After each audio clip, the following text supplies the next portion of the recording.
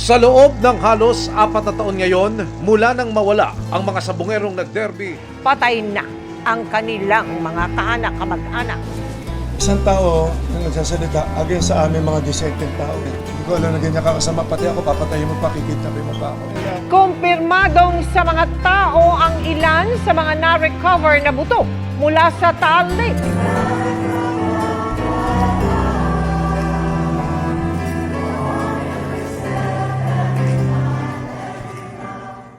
Kung sinasabi ng iba na swerte lang ang buhay na wala sa Diyos, bakit tila tuloy-tuloy ang kanilang kasiyahan habang ang mga tapat na naglilingkod ay lumuluha?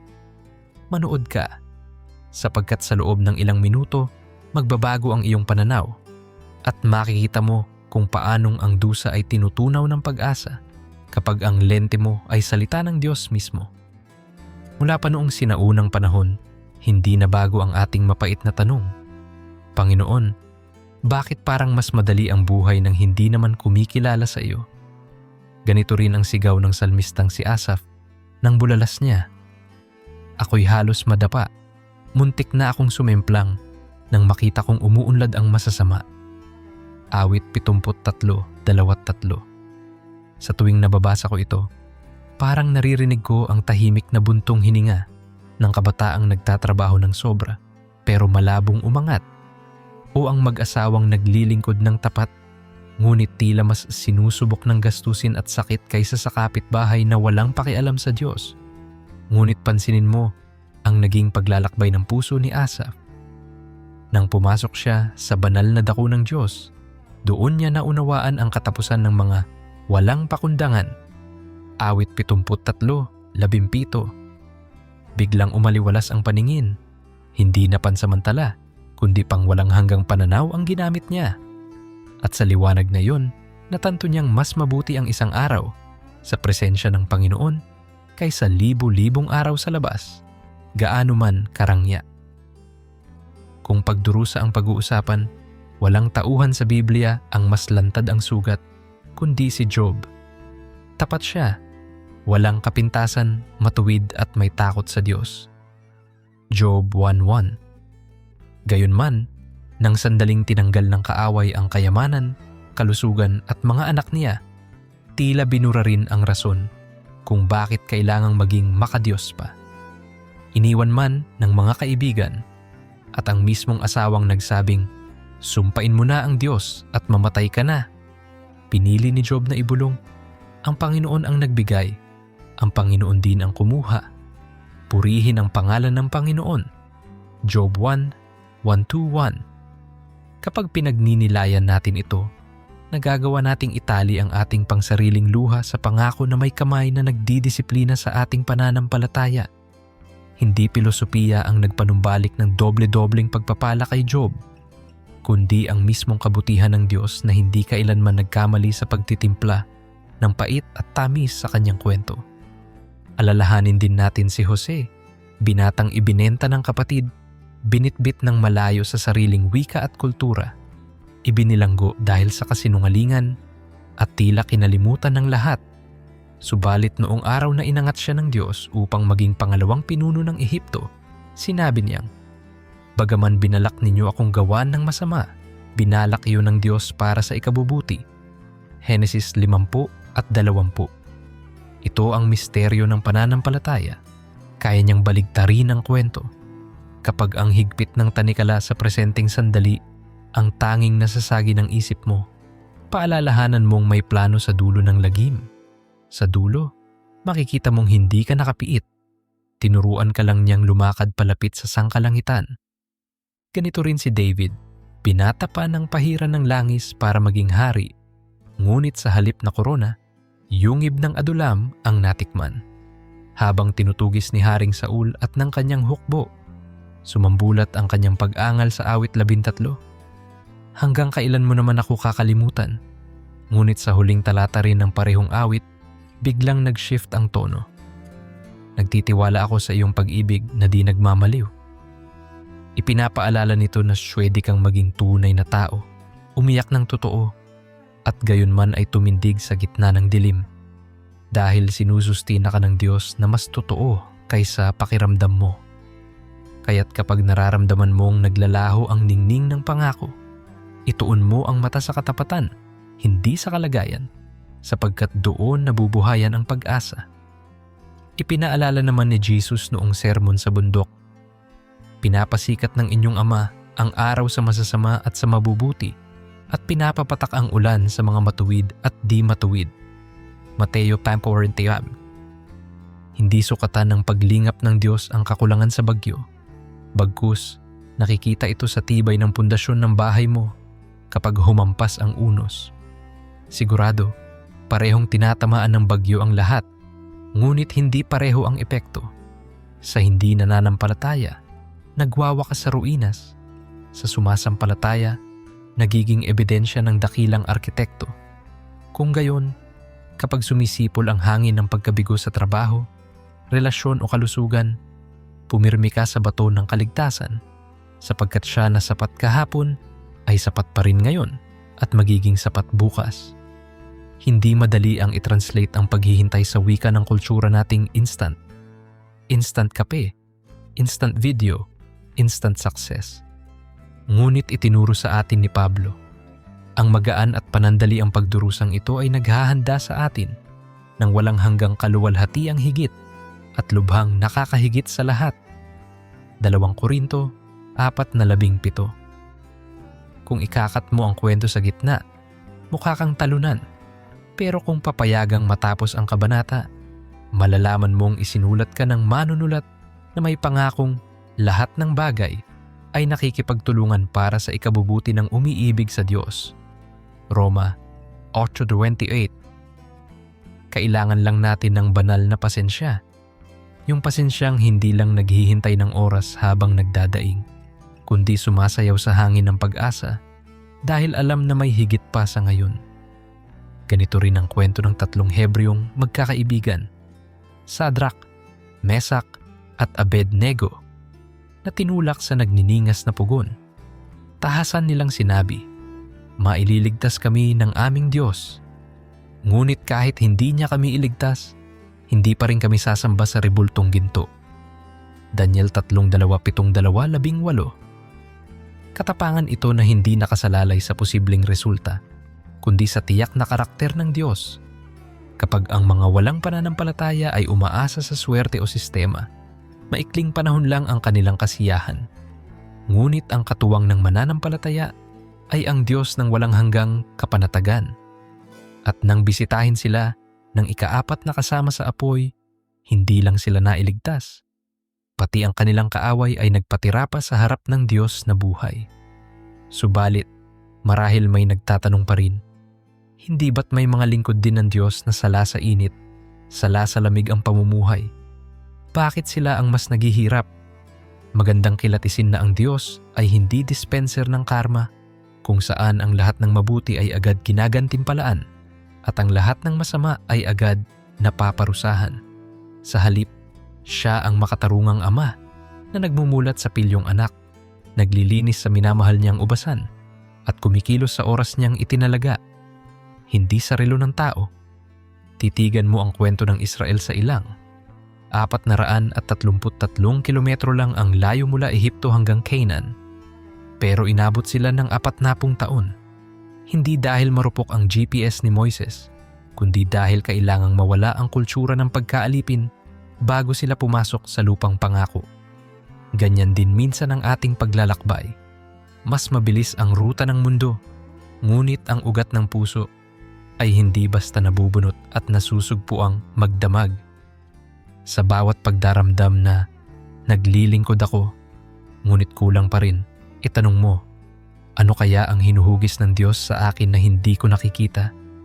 Baka binabasag niya ang kasinungalingang ang halaga mo ay nakabikig sa likes, sa posisyon o sa laman ng bangko.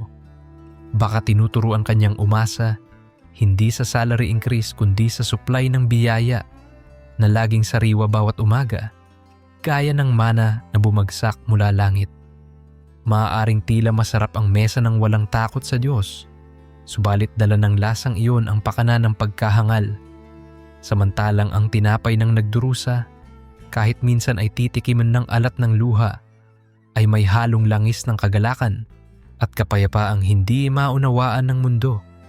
Isipin mo ang apostol na si Pedro.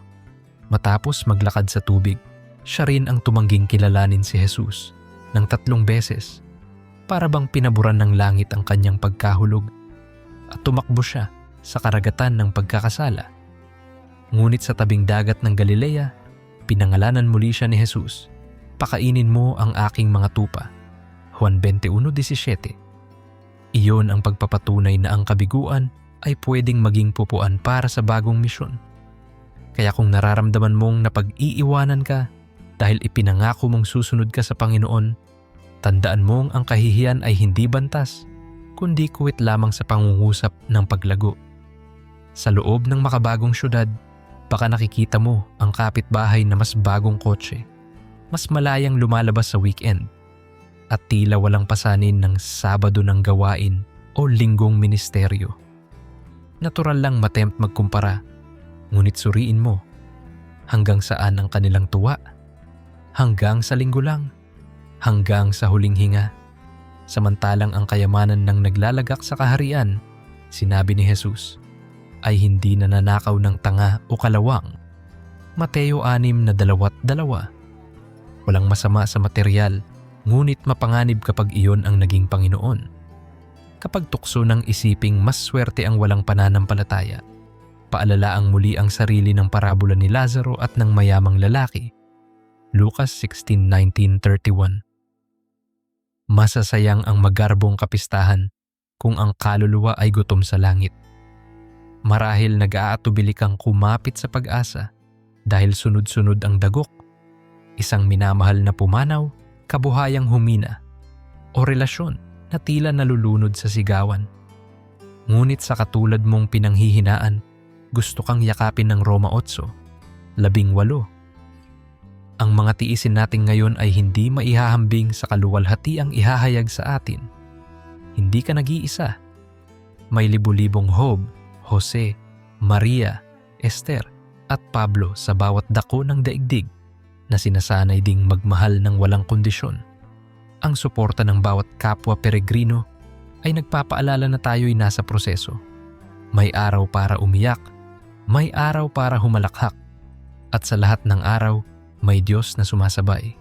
Kung ang sagot mo ay, minsan gusto ko nang sumuko, hindi ka hinahatulan ng langit, lalo kang iniimbitahan. Tumawag kay Jesus at alalahanin ang kanyang pangakong, "Lumapit kayo sa akin, kayong mga napapagal at nabibigatan, at bibigyan ko kayo ng kapahingahan." Mateo 11:28.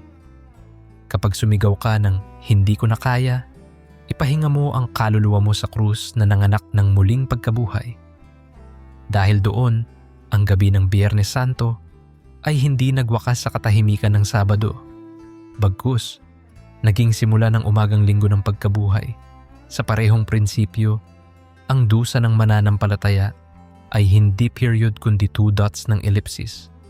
Isang patuloy na pangungusap patungo sa luwalhati. Kaya't kung may sandaling mapatingin ka sa social media at mainggit sa larawang puno ng ngiti at kulay, alalahanin mong may filter ang kamera ng mundo at may filter din ang ating kaluluwa. Ang iba, binabalot ng pansamantalang aliw ang kanilang takot.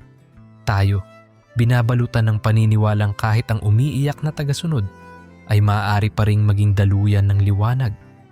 Hindi mo kailangang maging perpekto para maging patotoo. Kailangan mo lang manatiling nakakapit sa ganap na perpekto. Isarado nating muli ang pinto ng pag-aalinlangan at buksan ang bintana ng pag-asa. Kung natutuksok ang pantayan ang mundo sa estilo ng tagumpay, huwag mawalan ng gana na magtanim ng kabutihan, sapagkat sa takdang panahon, tayo'y mag-aani kung hindi tayo magsasawa. Galatia 6:9. Ang takdang panahon ay maaaring hindi bukas, hindi rin sa susunod na taon, ngunit sigurado, titiyakin ng Diyos na ang bawat luha ay butil ng binhi na uusbong sa hardin ng kaluwalhatian. Kaya hawakan mo ang pangako, lumakad ka pa rin, at huminga ng malalim, sapagkat ang pagdurusa mo ngayon ay hagdang batong dinaraanan mo patungo sa palasyo ng walang hanggang kagalakan. At sa susunod na yugto, Sisilipin natin kung paanong ang kagalakang iyon ay hindi lang para sa hinaharap, kundi pwede mong maranasan sa gitna ng mga yon. Dito mismo, habang patuloy kang lumalakad kasama niya. Sa pagpapatuloy ng ating pagninilay, balikan muna natin ang tanong na sa simula pa lang ay kumakaba sa dibdib. Kung ang Diyos ay mabuti at makapangyarihan, bakit tila naiipon ang alikabok ng problema sa mga balikat ng kanyang mga anak?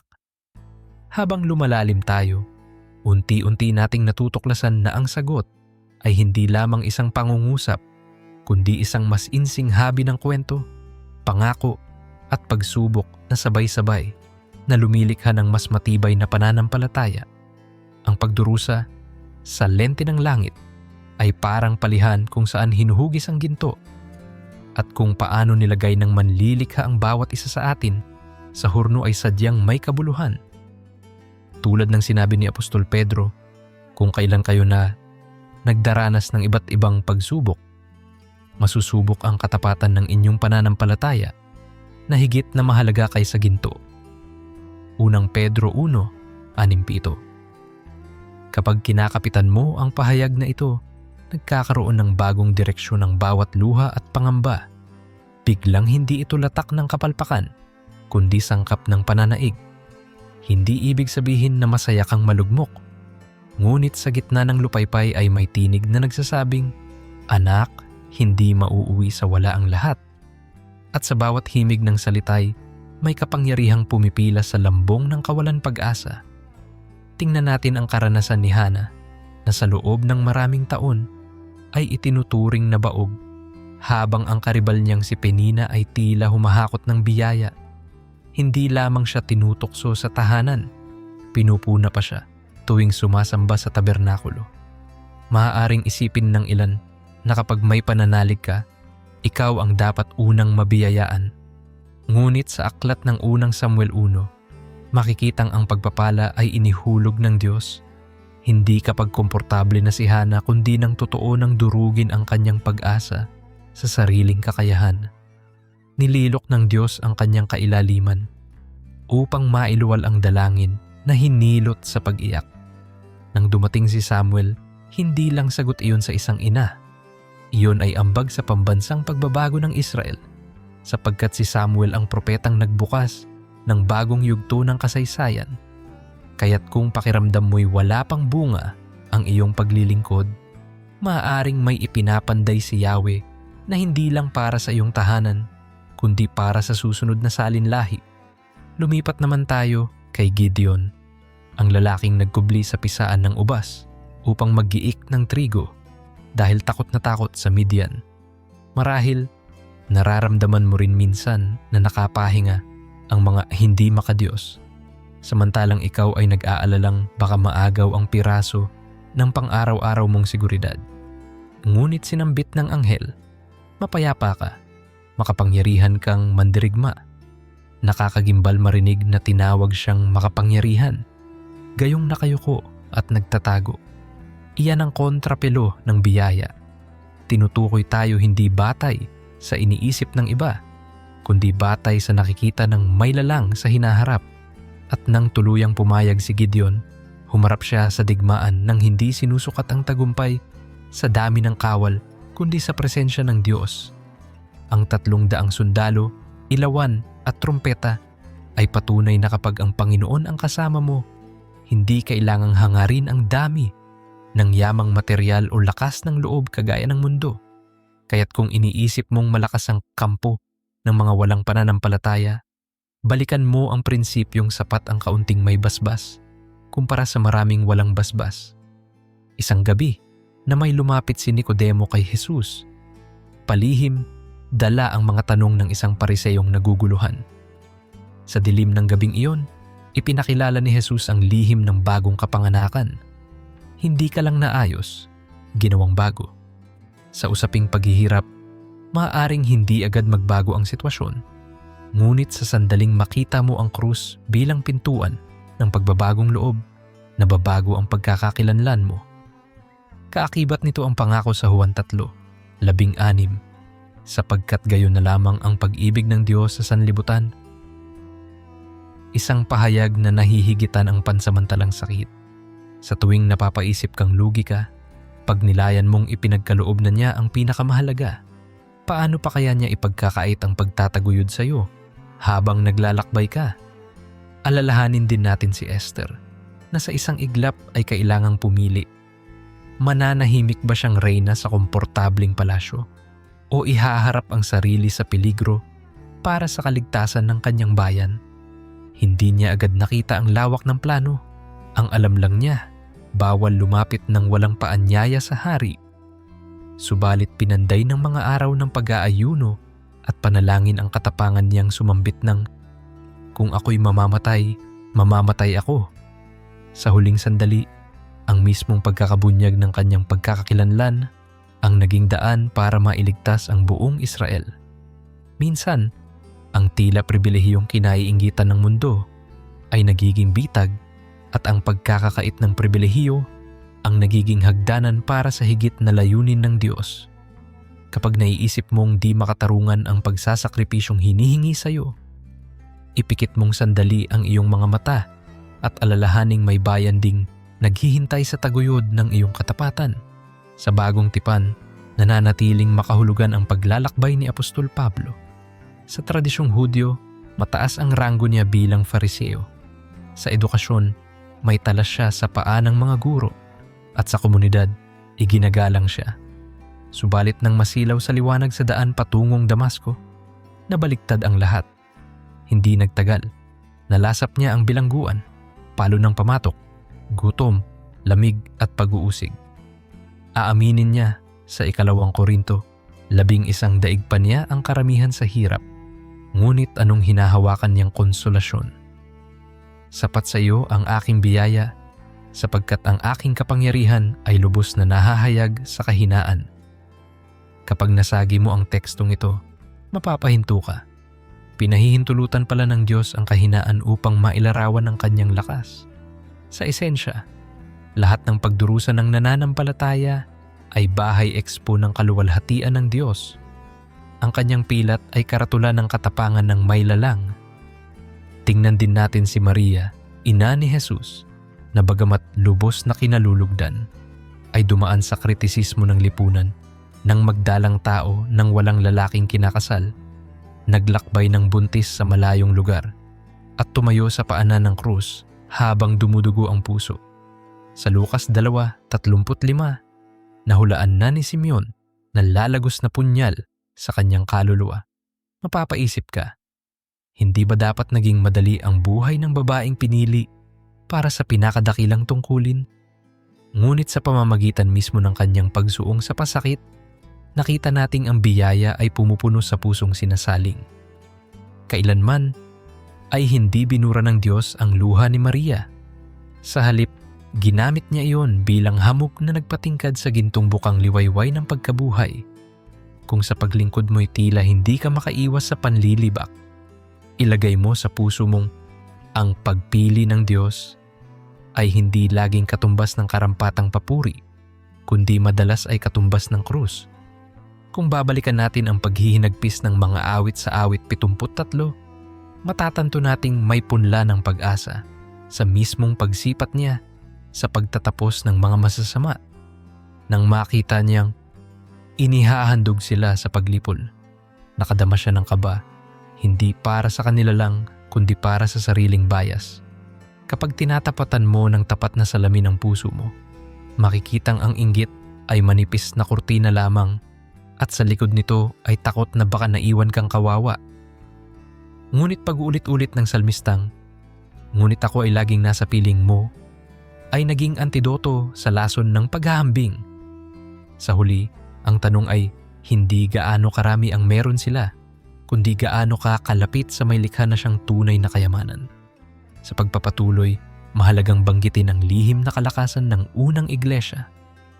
Sa Gawa 4, matapos pagsabihan ng Sanhedrin na huwag nang mangaral, nagtipon-tipon sila hindi para mag-strategize ng taktika laban sa kapangyarihan, kundi upang manalangin. Umuga ang kanilang pinagtitipunan at napuno sila ng Espiritu Santo. Hindi nawala ang banta, dumami pa nga. Ngunit dumami rin ang tapang, dumami ang kababalaghan, dumami ang pagbabalik loob. Kaya't kung ang estasyong iyong ginagalawan, opisina, eskwela o tahanan ay mahigpit sa espiritual na integridad, huwag kang manlambot. Bagkus, hayaang ang presensya ng Diyos ang umuga sa loob, sapagkat kapag siya ang kumilos, walang pader, kapritso o sistemang makahahadlang. Sa mga sugatang tagapakinig, ipasok natin ang larawan ni Eliya sa bundok ng Horeb. Pagkapanalo niya sa bundok Carmel, nayanig siya ng banta ni Jezebel at tumakas sa ilang, humiling na mamatay. Hindi palaging panalo ang mananampalataya. May sandaling pagod at naghahanap ng lungga. Ngunit pinamalas ng Diyos na siya ay Diyos sa buldoser na apoy at kidlat, at Diyos din sa bulong ng banayad na hangin. Kapag pinag-aagawan ka ng ingay ng social media, balita, at sariling sigaw ng takot, hanapin mo ang bulong na iyon. Doon mo maririnig na may natitira pang 5,000 hindi lumuhod sa Diyos-Diyosan at kasama ka sa hukbong iyon. Sa sandaling iyon, anumang ginto ng hindi makadiyos na sadyang kumikinang, mapupungay sa harap ng katotohanang hindi ka nag-iisa. Ibaling naman natin ang pansin sa kwento ng lalaking mayaman sa Marcos 10. Lumapit siyang puno ng sigasig at tinanong si Jesus kung paano magkakamit ng buhay na walang hanggan. Pagkatapos ilista ni Jesus ang mga utos, sagot niyang nasunod niya lahat iyon mula pagkabata. Isang tala ng huwaran, hindi ba? Ngunit sinabi ni Jesus na ipagbili niya ang ari-arian at ipamigay sa dukha. Umuwi siyang nalungkot. Bakit? Sapagkat doon niya nakita na may sariling Diyos-Diyosan pala siyang tangan. Kayamanan. Dito sumisilay ang hiwaga. Maaaring makitang maginhawa ang buhay kapag puno ng bagay. Ngunit kung ang mga bagay na iyon ang pumipigil sa puso na kumapit sa Diyos, maski ang pinakamasarap na almurol ay magiging bubog. Ang tunay na kahirapan ay hindi kakulangan sa pitaka, kundi kakulangan sa ugnayan sa tagabigay ng lahat ng bagay. Samantala, sa Lucas 21, pinuri ni Jesus ang balo na naghulog ng 2 sentimos. Walang kamera, walang plake ng pagkilala, ngunit nakita niyang higit ang binigay nito kaysa sa mga nagbigay ng malaki, dahil ang iba ay sa kanilang kalabisan kumuha, ngunit siya ay sa kabila ng kanyang kahirapan ay ibinigay ang buong ikinabubuhay. Sa mata ng mundo, wala siyang silbi. Sa mata ng langit, siya ang perlas. Kapag ang lipunan ay nagsabing kulang ka dahil kulang ang bank account mo, itulak mo ang pinto ng pahayag na ito. Ang halaga mo ay hindi nakasandig sa laman ng iyong kamay, kundi sa kabuuan ng iyong pusong inialay. Siguro'y sasabihin ng ilan, mabuti pa kayo may panahon para mag-reflect. Paano ang manggagawa sa pabrika na 3 shift? Paano ang OFW na malayo sa pamilya? Paano ang solong ina na kumakayod? Dito itinuro ni Jesus sa Mateo 6:26 na pakanin mo ang mga ibon sa himpapawid. Hindi sila nagtatanim ni nag-aani ngunit pinakakain sila ng Ama. Hindi panawagan para tumigil magtrabaho, kundi paanyaya na sa gitna ng trabaho ay may mas mataas na garantiya kaysa kontrata ng kumpanya. Ang pangako ng Ama. Ang naglalakbay ng may pananampalataya ay kabahagi sa ekonomiyang hindi maubos ng resesyon. May imbak na grasya na nakalaan sa bawat araw. Sapat. Hindi sobra, ngunit sapat tulad ng mana tuwing umaga sa ilang. Dalhin natin ang lente sa Hebreo 12:2. Ituon natin ang ating paningin kay Jesus, ang nagpapasimula at nagtatapos ng ating pananampalataya. Dahil sa kagalakang naghihintay sa Kanya, tiniis niya ang krus, hindi inalintana ang kahihiyan. Kung si Jesus mismong anak ng Diyos ay tumahak sa landas ng pasakit, hindi upang purihin ang hirap, kundi upang ipakitang may tagumpay sa kabila nito, paano pa kaya tayo? Kapag nakapako ang tingin mo sa gantimpala, napapawi ang hilo ng pagod, at ang gantimpalang iyon ay hindi lang korona sa langit, kundi kalayaan dito at ngayon mula sa pagkakakulong sa takot, inggit at pag-aagam-agam.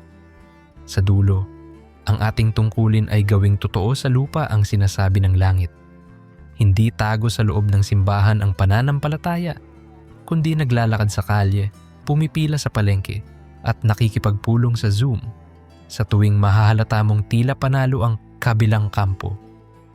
Ipapaalala ng banal na espiritu na ang tunay na sukatan ay hindi stock market, likes o trending list, kundi kung gaano ka kadikit sa puso ng Ama. Kung lalakad kang magiliw, dala ang kumpas ng pag-ibig, kahit magmukhang lugi ka sa mata ng mundo, sa langit ay kasing tingkad ka ng bituing hindi namamatay. Ipako nating malalim ang mga huling pabaon.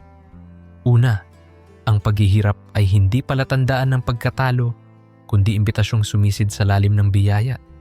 Ikalawa, ang kasaganaan ng walang pananampalataya ay pansamantalang alon. May araw ding ito'y sasadsad, at tangi lamang ang nakatayo sa bato ang mananatili. Ikatlo, ang bawat kwento, kay Hena, Gideon, Esther, Maria, Pablo, at maging ikaw, ay sinulatan ng Diyos hindi upang ipakita kung gaano tayo kagaling, kundi kung gaano siya katapat. Kaya't magpatuloy ka.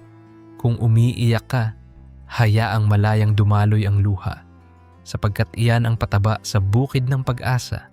Kung napapagod ka, tumigil sandali sa lilim ng kanyang pakpak at uminom sa ilog ng kanyang mga pangako, sapagkat darating din ang araw na ang mga makakakita sa iyo ay magtataka.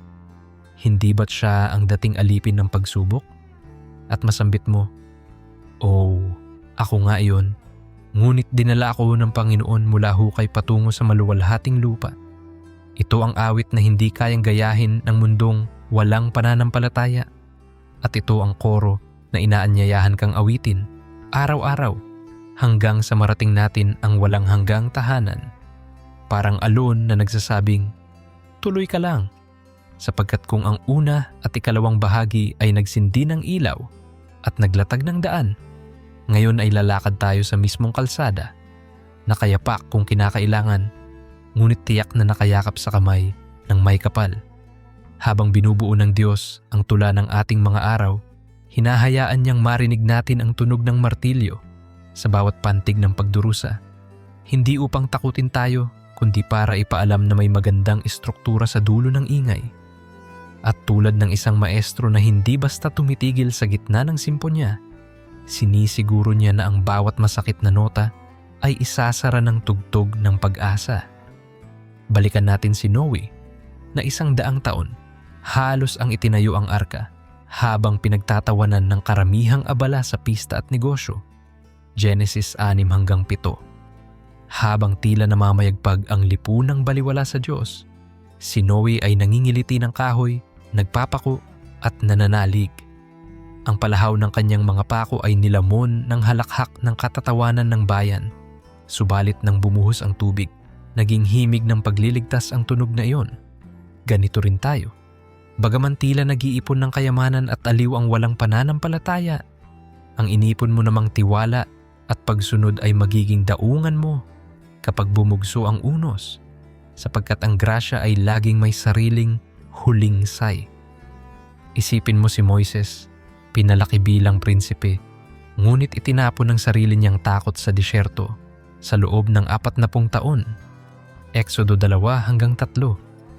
Sa paningin ng Ehipto, baka baon na siya sa limot, ngunit sa disyerto ring iyon nasunog ang palumpong na hindi naupos at tumawag sa kanya tungo sa dakilang misyon. Minsan, tila mas mabango ang tagumpay ng hindi makadiyos, habang ikaw ay parang nawawala sa malayong bukirin ng pangkaraniwan, pero doon eksaktong pumipili ang Diyos ng gagawing pambihira. Kapag ang paligid mo'y buhangin, huwag mong isipin na basura ka. Baka ito ang arena kung saan bubulalas ang "Ako si ako nga." Nang tumindig sa harap ng pulang dagat ang Israel, tila panalo ang makapangyarihang kawal ng Ehipto, karo, kabayo at espada. Samantalang ikaw ay may baon lang na alaala ng mga latay. Ngunit isinampal ng Diyos ang karagatan sa dalawang gilid at lumikha ng tuyo sa pagitan. Kung minsan nakikita mong rumaragasa patungo sa iyong negosyo o pamilya ang problema, balikan mong may oras ang Diyos nang hindi mo alam. Ililiko niya ang tubig ng kapahamakan upang maging pader ng pagtatanggol, at ang dating tila gahum ng kaaway ay lulubog sa sariling yabang. Pagkatapos mauwi si Naomi na lugmok at walang pag-asa, at matapos magpasyang sumama si Ruth na tila naman walang kinabukasan, nagsimula ang tahimik na himala sa mga bukirin ni Boaz. Ruth 2-4. Ang balingkinitang kamay na pumupulot ng uhay sa gilid ng sakahan ay ang magiging bukal ng dugong maghahatid sa supling na si David at sa huli kay Jesus. Kung pakiramdam mo'y panakipbutas ka sa istorya ng iba, tandaan mong ang mundong walang pananampalataya ay maaaring lumampas sa iyo. Pero ang makalangit na talaan ay binubuksan ng Diyos sa mga pusong kapos sa pansin, ngunit busog sa pagtitiwala. Sa Sarepta naman, isang balo at si Propeta Elias ang nagharap ng huling kinitling harina at patak ng langis, isang hari 17.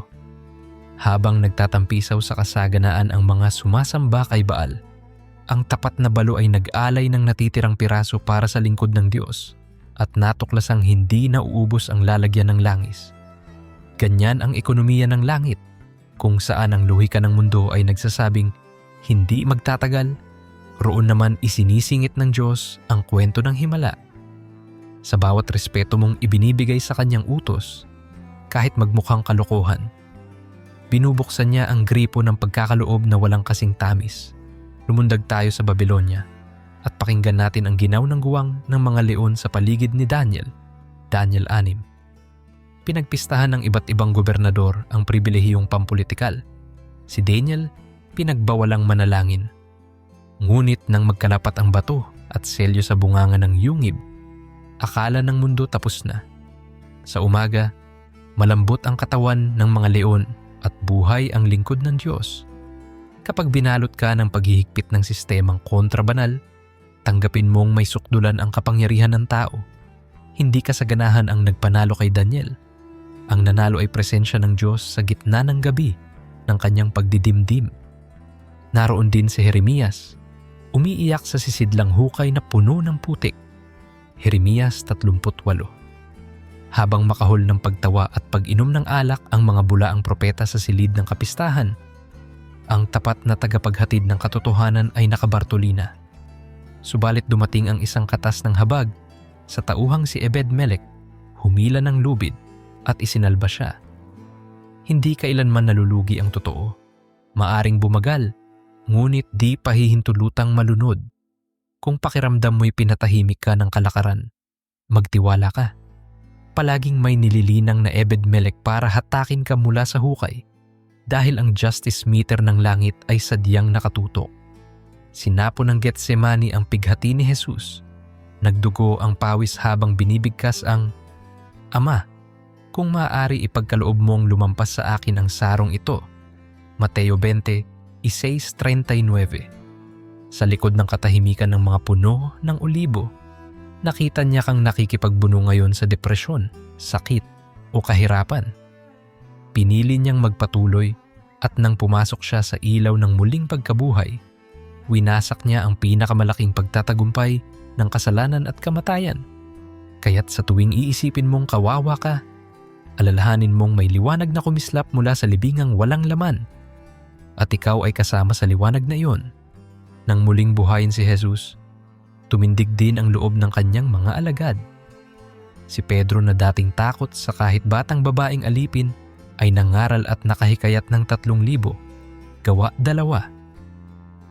Sa loob ng parehong lungsod na nagpako sa kanilang guro, sila'y naging ilaw. Kung iniisip mong mas makapangyarihan ang opisina ng walang Diyos, tanungin mo si Pedro. Hindi kailanman magagapi ng pader ng takot ang apoy ng katotohanan. Maaari kang pagalitan, bawalan o pagtawanan. Ngunit kung ang sugatan ngunit buhay na Panginoon ang nasa tabi mo, ang hinaing ay magiging hamon at ang hamon ay magiging himala. Sa loob ng kulungan sa Filipos, kumakanta si Pablo at Silas, dinagdagan pa ng sampal at tanikala. Gawa 16. Nakikinig ang mga preso, natutulog ang mga bantay, ngunit nagpasya silang umawit sa hating gabi. Nagyanig ang lupa, nabuksan ang pinto, at nagising ang tagapagbilanggo. Hindi para magpakamatay, kundi para magtanong, ano ang dapat kong gawin upang maligtas? Ang himig ng pag-awit ng mananampalataya sa gitna ng dusa ay susing bumubukas ng pusong bakal. Kaya't kung nakabuntot na sa iyong likuran ng problema, kantahan mo ito ng papuri. Iyan ang kantang hindi mabibili ng anumang trending app. Sumibol naman ang unang iglesia sa gitna ng di magkamayaw na pagtuligsa. Habang ipinapapatay si Esteban, nagkalat ang mga mananampalataya at sa bawat pagkakalat ay tumubo ang bagong tangkay ng ebanghelyo. Kung balikan mo ang kasaysayan, makikitang kailanman ay hindi dumami ang ilaw dahil sa kasaganahan. Dumami ito dahil sa pagpiga ng mga lampara ng pananampalataya. Kaya't kung iniisip mong lumiliit ka, baka naman inihahagis ka ng Diyos sa ibang lupa upang pagyamanin ang bagong bukirin. Ang talaan ng mga bayani ng pananampalataya sa Hebreo 11 ay nagwawakas sa pananalitang hindi karapat-dapat sa kanila ang sanlibutan. May ilang tumanggap ng tagumpay, napigil ang leyon, nabuhay ang patay, ngunit may ilan ding hinati sa dalawa gamit ang lagari. Pinapakita nitong kahit hati-hati ang karanasan, iisa ang konklusyon. Ang manatili ay panalo. Kaya kapag ang sukatan mo'y likes, titulo at globo ng papuri, tandaan mong may scoreboard na hindi nakikita ng mata, pero nakatala sa talaan ng walang hanggan. Isang driver ng jeep na araw-araw bumabagtas ng traffic, ang maaring mukhang talo sa tahimik na kotse ng isang tiwaling negosyanteng kumikita. Ngunit kung higpit niya ang loob sa panalangin, may kagalakang hindi mapapatunayan sa labas.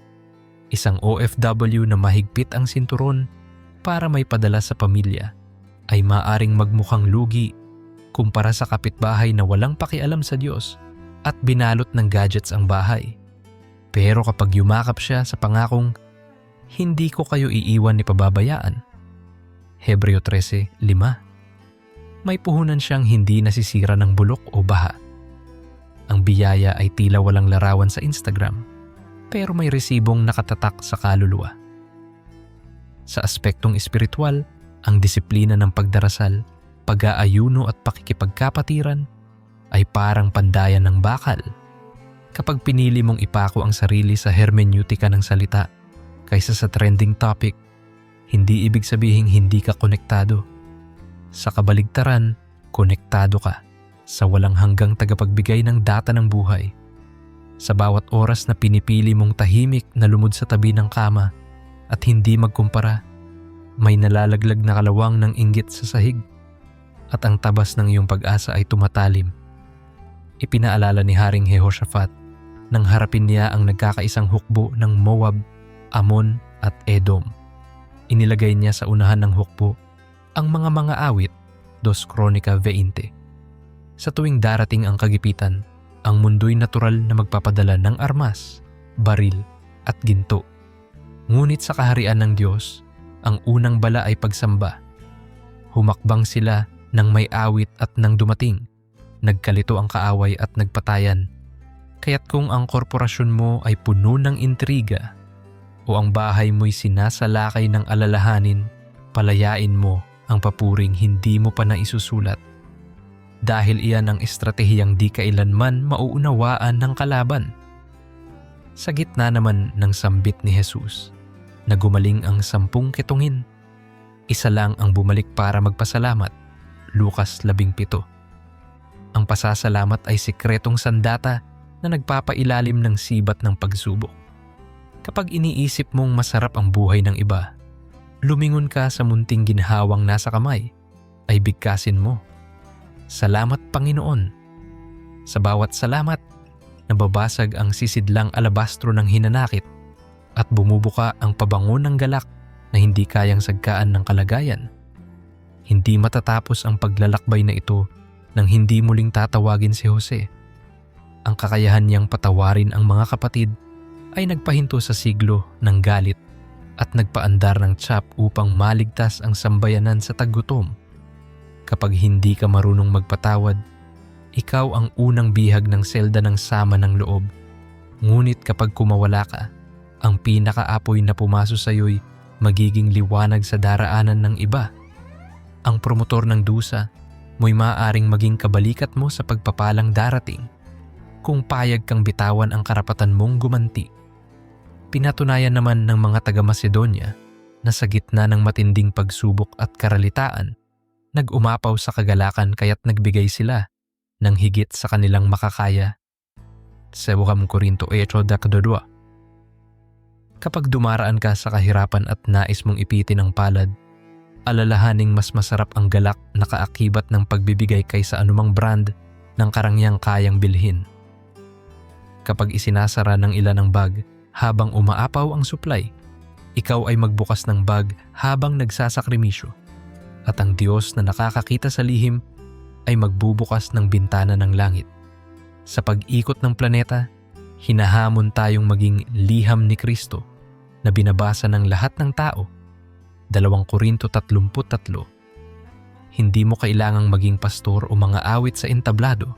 Sapat na ang mamuhay ng matapat bilang guro, inhenyero o taho vendor na tapat. Ang amoy ng integridad ay lampas sa pabango ng mundong nagpapanggap. Sa tuwing inaakala mong mas malaki ang platapormang ibinigay sa walang pananampalataya, alalahanin mong hindi laki ng entablado, kundi liwanag ng karakter ang tunay na sukatan. Sa dulo ng aklat ng pahayag, pinakikita sa atin ang lunsod na walang luha, walang kirot, at walang gabi. Pahayag 21, 4-25. Kapag ang iyong mga iyak ngayon ay tila walang sagot, tandaan mong may kalendaryong kilala lang ng Diyos. At kung sa palagay mo'y nalulost signal ang iyong mga panalangin, isipin mong may waiting room sa trono, hindi dead spot. Kapag dumating ang paghuhukom, hindi laki ng bahay o dami ng likes ang tatanungin, kundi kung paano mo pinangalagaan ang apoy na ibinigay sa iyo. Kaya habaan pa natin ang hininga. Takbuhin nating may pagtitiyaga ang takbuhing inilagay sa ating harapan na nakatingin kay Jesus. Hebreo 12:1-2. Ang mga walang pananampalataya ay maaaring tumakbo sa sprint ng karangyaan. Ngunit tayo ay tinatawag sa maratonang pinaglalagakan ng krus at korona. Sa bawat hakbang, maaaring may paltos. Ngunit bawat paltos ay medalya kapag umabot sa finish line. Sa gitna ng pagtakbo, tumingala at tingnan ang ulap ng mga saksi.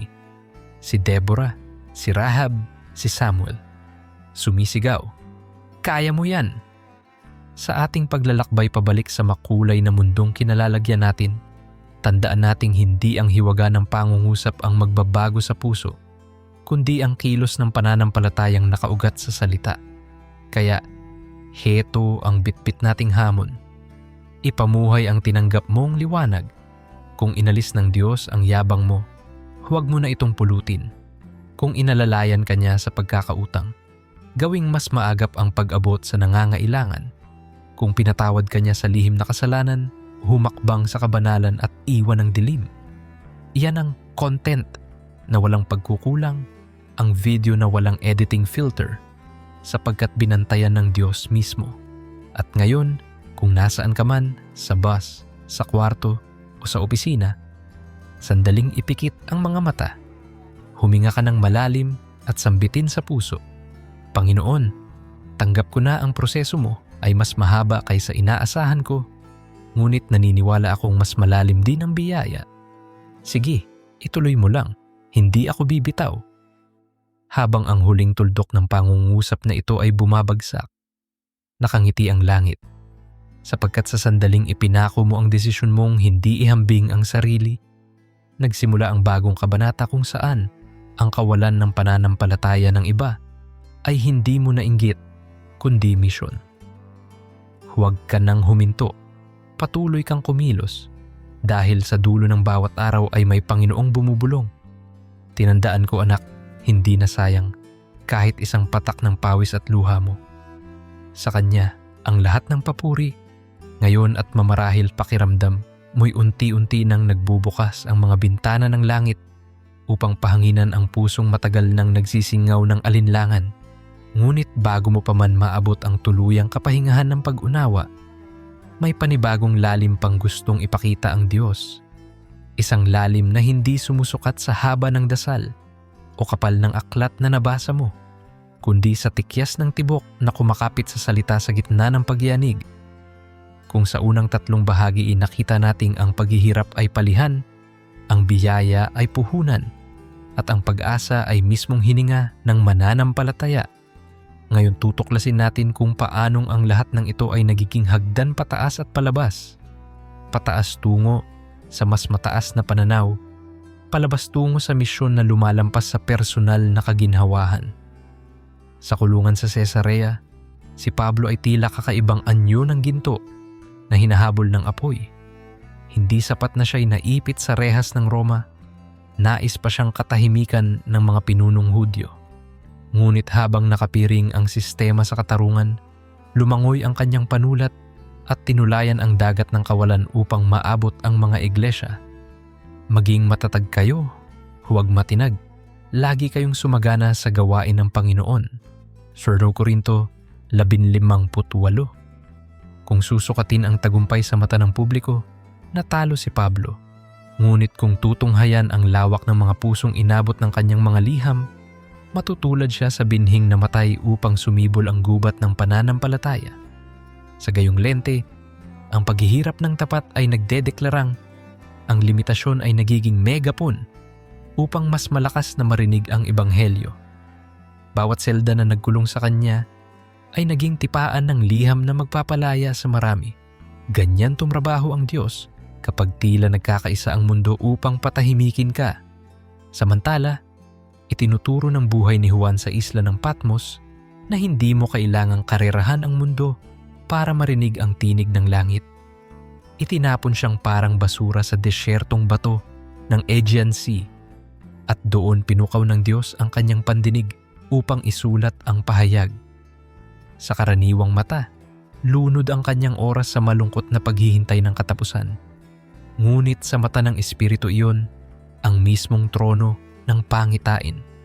Kaya't kung nakikita mong yumayaman ang hindi makadiyos, habang ikaw ay tila nakahiwalay sa gilid, baka ikaw na pala ang kasalukuyang sinisiklot upang makita ang mga bituin sa itim na langit. Hindi kailanman pahihintulutan ng Diyos na masilaw ka sa liwanag ng tagpo kung nakalaan sa iyo ang kislap ng pangitain. Isang tanong ang bumangon matapos nating pagmasdan ang ganoong mga kwento. Ano ngayon ang dapat kong gawin sa araw-araw sa gitna ng nakakapagod na paulit-ulit na eksena ng buhay? Ang sagot ay nariyan sa simpleng larawan ni Maria at ni Martha. Lucas 10:38 hanggang 42. Pinili ni Maria na maupo sa paanan ni Jesus, samantalang si Martha ay abala sa paghahanda. Kapag itinapat mo ito sa tanong kung bakit mas mukhang tagumpay ang walang pananampalataya, mapapansing may sandaling parang lugi si Maria. Wala siyang napreparing mamahaling handa, walang medalyang naisuot. Ngunit kay Maria ang puri ni Jesus. Pinili niya ang lalong mabuti. Pansamantala man ang aplauso sa kusinang kumukulo ni Martha, pangwalang hanggan ang gantimpala ng pusong nauuhaw sa presensya. Kaya't sa gitna ng ingay ng kompetisyon at dating datan na pagpapasiklab, tanungin mo ang sarili, nauupo pa ba ako sa paanan ng Panginoon? O baka'y nakikipagkarera na rin ako upang mapansin ng mundo? Hindi nangangahulugang tamad ang mananampalataya. Sa katunayan, sa talinhaga ng mga talento, Mateo 25:14 hanggang 30, ipinakita ni Jesus na inaasahang paiikutin ng tapat ang yaman o kakayang ipinagkatiwala sa kanya. Ngunit ang kaibahan ay ito, ang motibasyon ng alipin na may pananampalataya ay hindi makibalita kung sino ang pinakamarangya, kundi masiyahan ang kanyang Panginoon. Ang dalawang alipin na nagpalago ng talento ay pareho ng papuring natanggap, bagamat magkaiba ang bilang na kinita. Ibig sabihin, hindi laki ng multiplika kundi laki ng puso ang tinitingnan ng Diyos. Kaya sa tuwing maiinggit ka sa porsyentong tubo ng taong walang takot sa Diyos, balikan mo ang sukatan ng langit. Hindi kung ilang zero sa dulo ng kayamanan, kundi kung ilang hakbang ng pananampalataya at pag-ibig ang naidagdag mo. Ginuhit naman ni Santiago ang larawan ng tunay na relihiyon, pag-aalaga sa biyuda at ulila at pag-iwas sa dungis ng mundo. Santiago 1 talata, 27 talata. Ito ang multidimensional na panawagan ng Diyos, maging tulay ng awa sa praktikal na pangangailangan at maging bantay sara ng kalinisan ng puso. Kung ang kabataan sa kapitbahay mo na walang pakialam sa Diyos ay nakakapagsuot ng signature na sapatos habang ikaw ay nagbabudget para makatulong sa isang scholar ng simbahan, maalala mong nasa kaharian may ledger na nagtatala ng bawat basong malamig na tubig na ibinigay sa pangalan ni Kristo. Sa ekonomiya ng langit, hindi balik kung wala kang unipormeng tatak. Basta't bitbit mo ang marka ng kahabagan, ikaw ay suot na ng karangalan ng kordero. Marahil, nagtatanong ka pa rin, bakit hinahayaan ng Diyos ang sakit na tila walang lunas? Makinig tayo sa himig ng babaeng dumurugo sa loob ng 12 taon. Marcos 5:25 hanggang 34. Habang naguunahan ang kabataang walang pananampalataya sa sayawan, siya'y naguunahang hawakan lamang ang laylayan ni Jesus. Nang magtagumpay siya, tumigil ang agos ng dugo at nabuksan ang bukal ng pag-asa. Dito'y makikita na ang tagal ng paghihintay ay kadalasang binabalangkas ng Diyos upang tumimo ang tunay na halaga ng kanyang presensya. Ang kapahingahan ng hindi makadiyos ay basa lamang ng pansamantalang breath mint. Matamis sa simula, subalit agad mauupos. Ang sa mananampalataya ay sinaunang alak sa kasalanan ng panahon, mas lalo pang sumasarap habang tumatagal. Gayon din ang paglalakbay ni Caleb at Joshua. Sa kabila ng higanting pader at dambuhalang kalaban, sila pa'y nag-angat ng ulat na kayang-kaya natin, bilang 13 hanggang 14. Ang 10 espiya na piniling mag-focus sa takot ay namatay sa ilang, samantalang sina Caleb at Joshua ay nakatanggap ng pribilehiyong tumapak sa lupang pangako, kapag ang mga walang pananampalataya ay tila nakapagtayo ng lupang pangako sa anyo ng korporasyong kumikita. Subalit wala silang kaluluwang natitiyak. Kinukumpirma ng Diyos na higit ang lupang pangako ng tumitindig sa pananampalataya kahit hindi pa niya hawak ang ebidensya. Ang taong may pader ng Panginoon sa puso ay di matitinag ng pader ng problema sa labas. Sa gitna ng alon ng pagdududa, makapangyarihang paalala ang kwento ni Pedro na naglakad sa tubig. Mateo 14:22 hanggang 33. Ang hangin ay malakas, ang mga alon ay mataas, at ang buong senaryo ay tila pang news headline ng trahedya. Ngunit sa gitna ng unos, lumabas si Jesus at niyaya siyang lumakad. Habang nakatutok ang mata ni Pedro sa Panginoon, naisukat niya ang imposibleng distansya. Nang tumingin sa alon, nagsimulang lumubog. Kapag nakikita mong lumulubog ang iyong pananalapi at tila umaahon naman ang sa walang takot sa Diyos, tanungin mo kung saan nakatitig ang iyong paningin. Ang sikreto ay hindi sa tibay ng paa, kundi sa direksyon ng mata. Hindi lingid sa kaalaman nating sa huli, ang daigdig at ang kasidhian nito ay lumilipas. 1 Juan 2:17. Ngunit bago pa iyon mangyari, itinatalaga ng Diyos ang kanyang mga anak bilang asin at liwanag. Paanong magiging posible iyon kung tayo'y patuloy na aatras kapag mas madali ang ruta ng mga walang pananampalataya? Sinampulan ito ni Nehemias nang bigyan ng Diyos ng pasanin ang puso niya para itayo muli ang pader ng Jerusalem. Habang pinagtatawanan at nilalait siya ng mga kalabang gaya ni Sanballat at Tobias, patuloy siyang nagpatala ng mga pangalan, nag-assign ng mga karpintero at sundalo, at pinaalalahanan ng bayan na ang Diyos ng langit ang magbibigay sa atin ng tagumpay. Nehemias 2:20. Hindi nagtagal, matapos lamang ng 52 araw, ang pader ay tumindig sa kabila ng puyat at habol-abay ng kalaban. Minsan ay kailangan mong maghawak ng martilyo sa isang kamay at espada sa kabila, o sa makabagong wika, mag-encode ng spreadsheet habang nananalangin. Dahil ang tagumpay ng tapat ay hindi hiwalay sa pagiging masinop, kundi kinalulugdan ng Diyos at pinagtitibay ng pagsisikap. Ngunit huwag din nating ipagkaila ang ligalig ng kaloobang napuputol sa mahabang hintayan. Ang salmistang si David ay madalas umawit ng "Hanggang kailan, Panginoon?" Awit 13. Sa bawat himig ng kanyang pagdududa, sumusulpot ang koro ng "Ngunit nagtitiwala ako." Ipinahihiwatig nito na ang pag-amin ng sakit at paglayno sa biyaya ay maaaring maguhin. Hindi hinihingi ng langit na magpanggap kang matatag. Hinihingi nitong tanggapin mo ang iyong kahinaan upang maranasan mo kung gaano katibay ang hatak ng kamay ng Diyos. Habang binibilang mo ang mga araw at tila nakatawa ang kapalaran ng kamag-anak mong walang takot sa Diyos, patuloy kang pumaloob sa presensya. Dahil sa bawat "hanggang kailan" ay itinatali niya ang puso mo sa tanging walang hanggan. Sa Ebanghelyo, makikita nating madalas humipo si Jesus sa mga ayaw hawakan ng lipunan, ketongin, bulag at prostitute. Ang nakaaliw dito ay hindi lamang galaw ng himala, kundi kung paano niyang ipinakitang may halagang mas malaki kaysa reputasyon.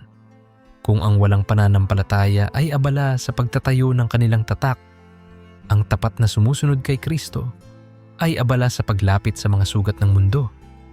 Parang pabango ito na unti-unting pumupuno sa silid. Maaaring hindi mapansin ng sandali, ngunit dadapo sa telang kapag nilabhan mo'y mananatili pa rin ang amoy. Ang kabutihang ginawa sa sikretong kwarto ay nagiiwan ng talang hindi nabubura ng bagyo ng kritisismo. Sa kwentong ito ng pag-asa at pakikibaka, marahil sasagi sa isip mo, paano kung magkulang ako sa tapang tulad ng mga bayani? Balikan natin si Timoteo, batang nangangatal sa harap ng responsibilidad. Kaya sinulatan ni Pablo ng, "Ang espiritong ibinigay sa atin ng Diyos ay hindi espiritu ng kaduwagan." 2 Timoteo 1:7. Tinuturuan tayo nito na ang lakas ay hindi natural na lumalabas sa kalamnan, kundi ibinubuhos mula sa espiritu. Sa bawat takot na sumasakal sa lalamunan, takot magtayo ng negosyo ng tapat, takot magpahayag ng paniniwala sa opisina, may banayad na utos na pumapawi. Lakasan mo ang loob mo sapagkat ako'y nasa iyo. Hindi mangyayari na walang antas ng pagkadapa. Tandaan natin si Jonas, propetang tumakbo palayo sa utos, sumuko sa idlip sa ilalim ng unos, ngunit tinawag ng Diyos muli mula sa tiyan ng isda. Sa pagkakataong iyon, isang silab ng pagsunod ang nagpanumbalik sa lungsod ng Ninive. Ibig sabihin, kahit nahagis tayo minsan sa sariling alon ng kahinaan, hindi natatapos ang kwento. Basta't handa tayong umamin at maglakad muli. Kung nakikita mong kumikitid ang pasensya at tila nakalalamang ang hindi makadiyos sa marka ng integridad, tandaan mong may barkong laging handang ibangga ka pabalik sa tamang pampang kapag nagpasaklolo ka sa hari ng karagatan. At narito ang magandang balitang lumalawak sa bawat pahina ng kasulatan. Ang tagumpay ng Panginoon ay hindi lamang para sa iilang espiritual na elite. Sa Juan 15, inilarawan niya ang sarili bilang puno ng ubas at tayo ang mga sanga. Kung kayo'y nananatili sa akin at ang aking salita'y nananatili sa inyo, hinihingi ninyo ang anumang ibig ninyo at ito'y mangyayari. Hindi ito pangako ng kotse o palace-like na bahay. Ito'y pangako na anumang hinging sumasang-ayon sa kalooban ng Diyos, kalinisan, kapayapaan, kalakasan, ay ipagkakaloob. Kaya't sa bawat umagang pumuputok at makikita mong may bagong gadget ang mga kaopisina, ngunit ikaw ay may nagbabudget na medikal na bayarin, humawak sa susing ito. Ang higit sa lahat ng bagay ay manatili sa ubas at hayaang dumaloy ang katas ng biyaya sa bawat sanga ng iyong kaluluwa. Walang gadgets na kayang pumalit sa ligayang bumubukal mula sa ugat na makadiyos. Pinipirmi rin ng Diyos ang kahalagahan ng komunidad. Sa Gawa 2, 42 hanggang 47, makikitang sila'y nagbabahaginan ayon sa pangangailangan ng bawat isa.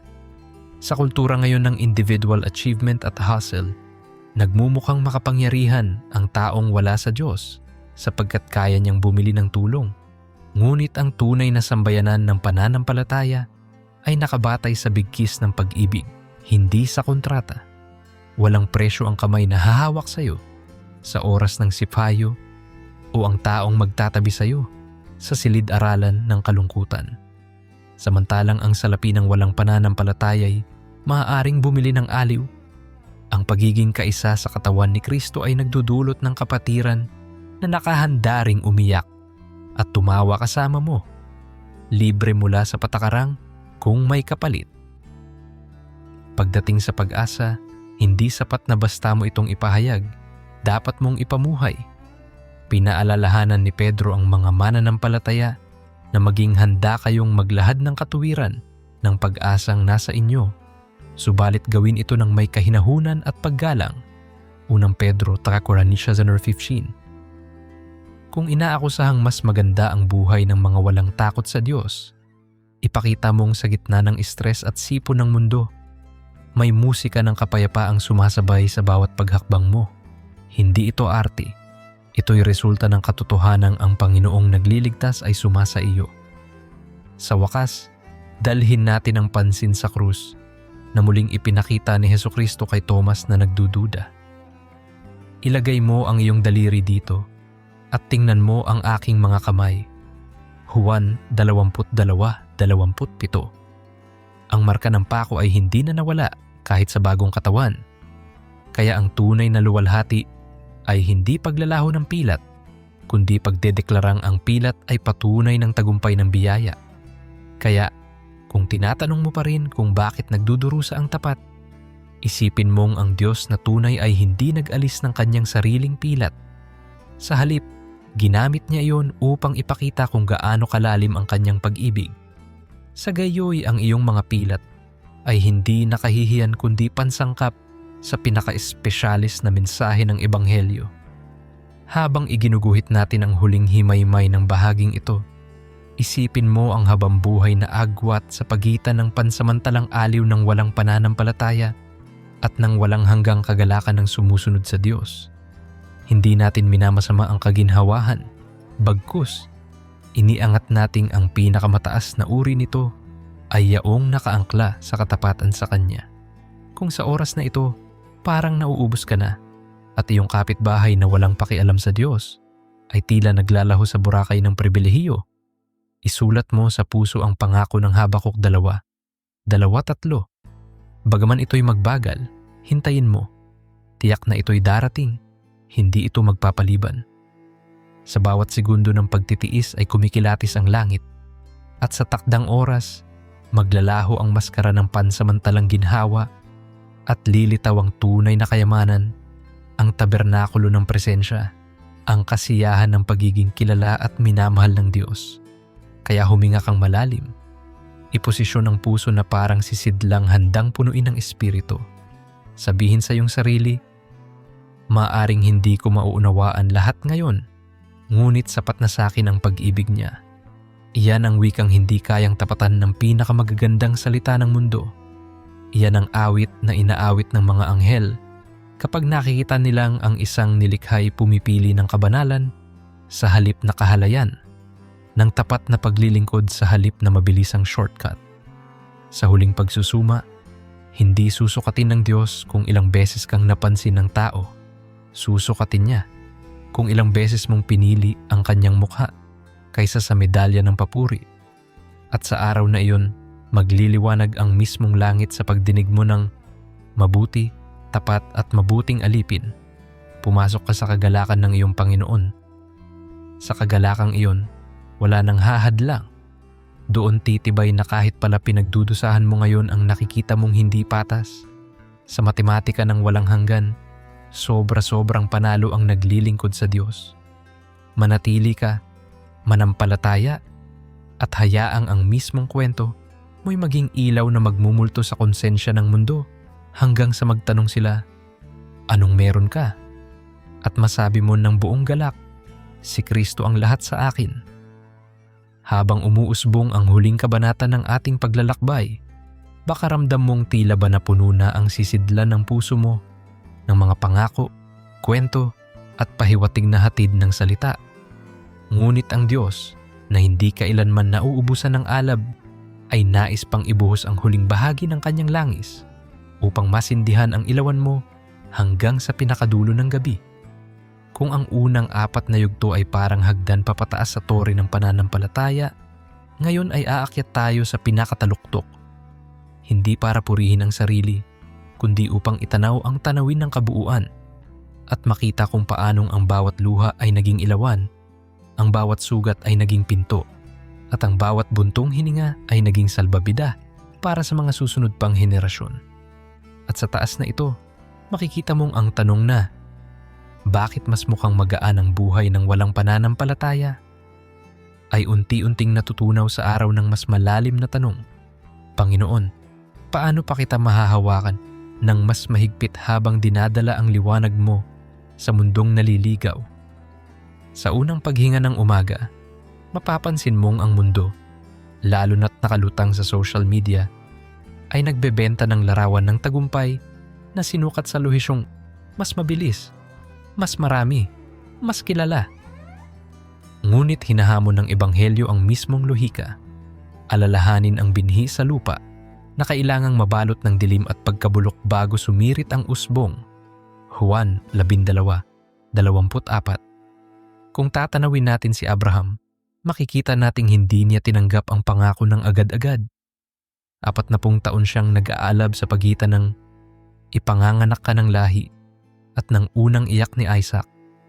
Ang tinatawag ng iba na delay ay pinanday ng Diyos bilang disiplina ng tiwala, at sa mismong agwat ng paghihintay ay ginawang bituin ang kaniyang pananampalataya. Gayong sa pisikal ay iisa lang ang naging anak. Kaya, kung yayakapin mo ang pangakong hindi pa nakikita, para ka ring nagbibilang ng tala sa gabi, habang nagtatawanan ang mga walang pananampalatayang nagdiriwang sa liwanag ng pansamantalang parol. Ngunit magugulat sila pagsapit ng bukang liwayway na ang mga talang binilang mo sa dilim ay naging gabay ng buong angkan. Pagkatapos ni Abraham, dumako tayo sa henerasyon ng mga ipinatapon sa Babylonia. Sa unang tingin, parang tagumpay iyon ng makasalanang imperyo. Giniba ang templo, ginapos ang mga hari, at bininyagan sa dayuhang kultura ang kabataan ng Israel. Subalit sa gitna ng banyagang palasyo, itinanong ni Daniel at ng kanyang mga kasama kung maaari bang huwag silang kumain ng mga pagkain ng hari at sa halip ay subukan ang gulay at tubig. Daniel 1. Sa 10 araw na eksperimento, mas masigla sila kaysa sa mga kumain ng karne. At sa dulo, sila pa ang naging gabay ng katalinuhan ng buong kaharian. Ipinakikita nito na sa gitna ng sistema ng mundong akalay sila ang may titulo ng tagumpay, ang tunay na karangalan ay ipinagkakaloob ng Diyos sa pusong piniling maging banal sa kabila ng tukso. Kapag ikaw ay nag-OOT ng tapat habang may kasamahan kang pinalalampas ang integridad kapalit ng mabilis na promo, tandaan mong may 10 araw ding itinatakda ang Diyos kung saan liliwanag ang iyong kalamnan ng pananampalataya sa harap ng kanilang pinalamuting tagumpay. Hinabi naman ni Jesus ang talinhaga ng butil ng mustasa, pinakamaliit sa lahat, ngunit kapag tumuboy nagiging pinakamalaki sa halamanan, dinadapuan ng mga ibon. Mateo 13:32 hanggang 32. Pinatutunayan niyang ang totoong dakila ay nagsisimula sa halos imperceptible na binhi. Isang tahimik na dasal sa madaling araw, isang tapat na ayuda sa kapitbahay na hindi marunong mag-thank you, isang pagpapatawad na walang nakakakita. Habang naglalagay ng highlight reel sa internet ang hindi makadiyos, nakatanim na ang iyong butil at unti-unti nang hinuhugis ng unseen gardener. At darating ang oras na ang lipad ng pagod na kaluluwang hinahabol ng mundo ay hihimpil sa iyong sanga, hihingi ng lilim, kwento at direksyon. Sa liham ni Pablo sa mga taga-Korinto, binanggit niya ang tinik sa laman, anumang anyo ito, sakit, hadlang o pagsubok, na 3 beses niyang hiniling na alisin. Subalit tumugon ng Panginoon, sapat sa iyo ang aking biyaya. 2 Korinto 9. Inilalantad nito na kahit ang apostol na nakakita ng langit na bukas ay hindi ligtas sa hapdi, ngunit sa hapding iyon, higit na tumingkad ang kulay ng grasya. Kapag iniisip mong masalimuot ang paglalakad mo, kumpara sa kapitbahay na walang Panginoon, alalahanin mong ang tinik mo ay canvas, kung saan mismong kamay ng Diyos ang sumusulat ng lihim na liham patungo sa mga nanonood sa iyo. Dahil kapag ang sugat mo'y naging lagusan ng kanyang lakas, ang nakatingin ay mapapaisip, may bagay na hindi ko nakikita. At iyan ang pintong papasukan ng Ebanghelyo. Hindi maiiwan si Elias at ang balong pagod sa Zarepta. Dahil sa tuwing sinasalat tayo ng kakulangan, naging malinaw na malinaw ang karakter ng Diyos na nagbibigay. Kapag sinasabi ng mundo na wala na, doon inilalagay ng Diyos ang kanyang sobra pa. Ang mangkok ng harina at pitsel ng langis na hindi nauubos ay paunang larawan ng tinapay na dadami sa kamay ni Jesus para pakainin ang 5,000. Isahari 17, Mateo 14. Habang nagmamadali ang walang pananampalataya na itago ang tinapay sa kanilang aparador, ikaw ay inuutusan ng langit na ibahagi kahit ang huling hiwa, sapagat doon mo mararanasang lumalaki ang masa sa bawat pagmasa ng tiwala. Ang pamamaraang ito'y tila kabaliwan sa ekonomiya ng mundo, ngunit lohikal sa ekonomiya ng himala. Bumaling tayo sa unang iglesia na nagsanla ng ari-arian upang walang magutom sa kanilang kalagitnaan.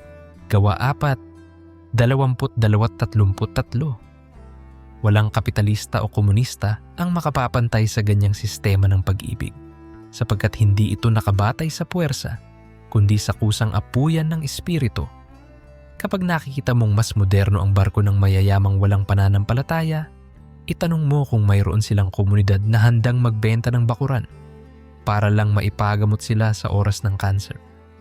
Ang mga tunay na tagasunod ni Kristo ay hindi lang nagbibilang ng kita, nag-aalay sila ng pagkatao. Ito ang pamumuhay na bagamat hindi trending ay nagpapatuloy ng daan-daang taon sapagkat 100% pinapatakbo ng pag-ibig. Bagamat tahimik ang persona ni Jose ng Arimatea sa Ebanghelyo, ang kanyang ginawa ay kasukdulan ng kabayanihan. Ibinigay niya ang sariling libingan kay Jesus. Juan 13:38-42. Kung ikaw ay negosyanteng nais maging tapat, maaaring itinatangi mo ring ilaan ang pinakamagandang bahagi ng kontrata para maitaas ang pangalan ng Panginoon kaysa sa brand mo. At gaya ni Maria Magdalena na sa gitna ng iglap ng pag-asa at pagkawasak, unang nakasaksi ng pagkabuhay na mag-uli, ikaw man ay tatawaging magdala ng balitang buhay siya sa mundong tinatabunan ng ingay ng tapos ka na. Kung ililipat natin ang lente sa kasalukuyan, huwag nating ipagkaila ang tensyon.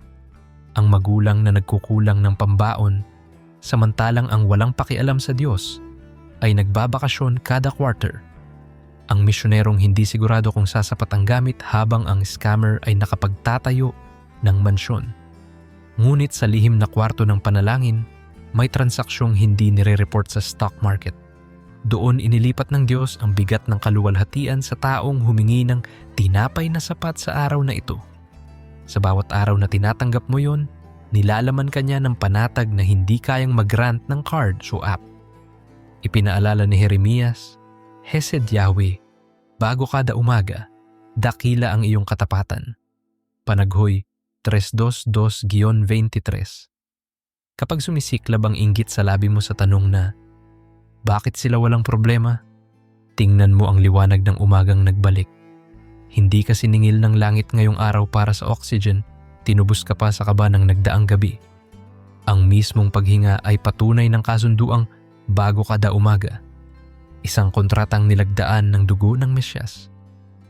Ang hindi makadiyos ay maaaring matulog sa sutlang punda, subalit gigising silang walang garantiya ng katiyakan. Ikaw ay maaaring matulog sa manipis na banig, ngunit nakabalot sa kumot ng walang katapusang awa. Ngunit paano kung araw-araw kang nasasaktan at ang tibay ng ibang tao ay parang meteorong lumilipad nang wala kang magawa, kundi humabol sa alikabok? Naroon ang panalangin ni Jabez na, sa gitna ng pangalan niyang paghihirap, humiling, palawakin mo ang teritoryo ko. 1 Kronika 9:10. Ang Diyos na sumagot sa panalangin iyon ay siya ring nakikinig sa bibig mong nanginginig sa pagod. Maaari niyang lawakan ang iyong teritoryo, hindi sa anyo ng lupa na binabayaran ng amilyar, kundi sa lawak ng impluwensyang hindi kayang masukat ng titulo. Ang iyong teritoryo ay maaaring maging isang maliit na chat na nagliligtas ng buhay, o isang tula na nagpapahilom ng sugat sa isip ng kaibigan, o isang bukas palad na pinto ng bahay na ginagawang silungan ng nahihirapan. Pinapakita nitong kailanman hindi limitado ang Diyos sa tradisyonal na yardstick ng lupa at metro kwadrado. Sakop niyang ipalawig ang puso hanggang pumaloob dito ang buong baryo. Dumarating tayo sa dulo ng kasaysayang inilarawan sa pahayag, kung saan hindi na magkakaroon ng gabi at papahirin ng Diyos ang bawat luha. Pahayag 21, 4-25. Hanggat hindi pa iyon dumarating, patuloy na mabubuhay ang kontrast. Pansamantalang ningniing at pangwalang hanggang liwanag, mabilisang tuwa at malalim na galak. Ngunit ang pinakamahalaga, alam nating ang storyteller ay nagtatakda ng wakas na walang pasubali. Narito, ginagawa kong bago ang lahat. Pahayag 21:5. Kapag nahihimatay sa kabigatan, idikit ang tenga sa puso ng banal na kasulatan at maririnig mong kumakabog ang hinaharap sa panahon ngayon pa lamang. Sa bawat pagigkas ng pagod at inggit, isipin ang araw kung kailan hihinto ang lahat ng komersyo, luluhod ang bawat tuhod, at aamin ang bawat dila na si Jesu Kristo ang Panginoon. Filipos 2:10-11. Ang tagpong iyon ay hindi maiiwasan at sa puntong iyon, walang mag-o-open ng bank app para ipakita ang balanse. Walang mag-a-upload ng larawan para mag-birthday greeting sa sarili. Sapagkat ang tanging mahalaga ay kung nakintal ba sa puso mo ang pangalan ng kordero. Sa paglalakbay pabalik sa lupa mula sa pangitain ng hinaharap, dalhin mo ang tanong na ito. Ano pa ang mahalaga maliban sa maging tapat? Kaya sa huling hibla ng yugtong ito, hayaang umagos ang pananalig na may kasamang gawa. Kung ikaw ay guro, iguhit mo sa pisara hindi lang ang equations kundi ang katapatan. Kung ikaw ay tutor, patunugin mo ang klakson hindi para magmura kundi para magpaalala ng ingat. Kung ikaw ay anak, yakapin mo ang magulang bago siya tumanda pa at mawalan ng alaala. Kung ikaw ay opisyal ng gobyerno, isipin mong hawak mo ang susi ng katarungan ng Diyos para sa mahihina. Kung ikaw ay simpleng manunood na ngayon pa lang natututo, simulan mo sa isang dasal na, Panginoon, gamitin mo ang kutsara't tinidor ng araw-araw kong trabaho bilang tunog ng papuri sa iyo. Pagdating ng gabi at tahimik na ang sala, balikan mo si Haring David na nagsabing, Pinapahiga mo ako sa luntiang pastulan. Awit 23. Ibig sabihin, kahit hinahabol ka ng lobo ng pagsubok, may pastulang nakalaan. Ibig sabihin, ang pahinga ay hindi pag-aaksaya kundi pagsamba.